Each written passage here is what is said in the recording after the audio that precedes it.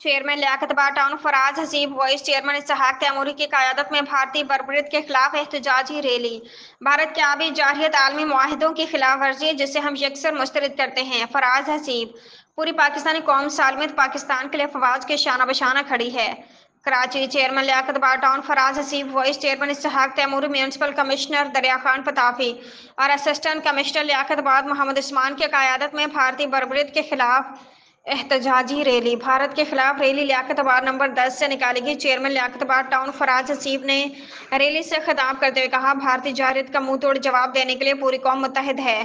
भारतीय मैदानी फजाई और डिजिटल जंगों से बदतरीन शिकस्त खाने के बाद आबी जारहियत के ओछे हथकंडों पर उतर आया है और पाकिस्तानी कौम इस जारहियत के खिलाफ सीसफलाई दीवार बनकर खड़ी है।